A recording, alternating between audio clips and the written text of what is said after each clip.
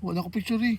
Last Christmas holidays, we gave it our heart's desire to go camping, so we traveled 266 kilometers from Abu Dhabi to Al Aqsa Fujairah here in the UAE. We left past 12 noon and we arrived past 4 p.m. Including a few stops, that's a little more than 3 hours of driving.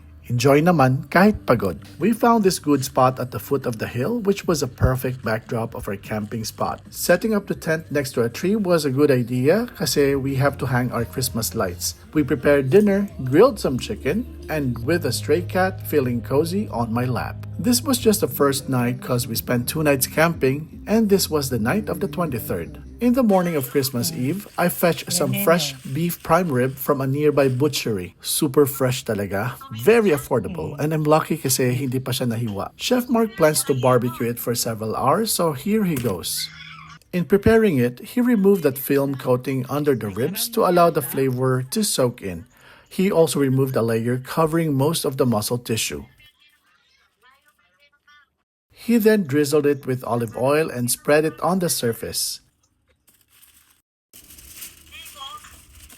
He did it on the other side, drizzled some olive oil and then massaged. The oil is necessary para kumapit yung flavor.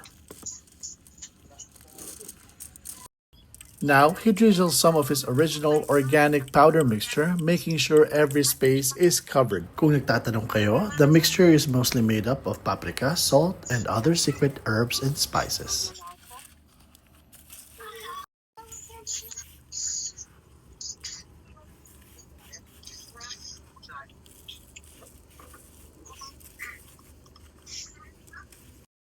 He then fully covers it with foil and places it indirectly to the fire, Texas crotch style.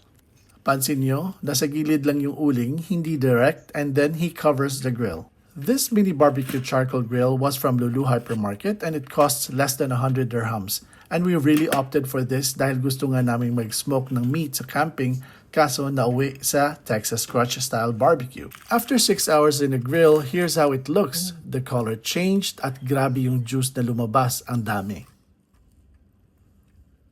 We tried to drain the juice, but better yet, move it to a pan.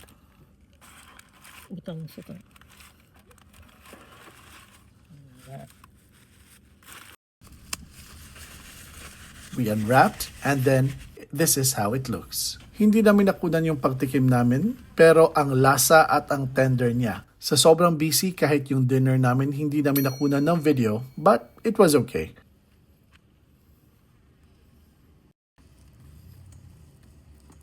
Wala ko picture eh. We also cooked some garlic with salt and butter for some spread, and we left it sa grill for an hour.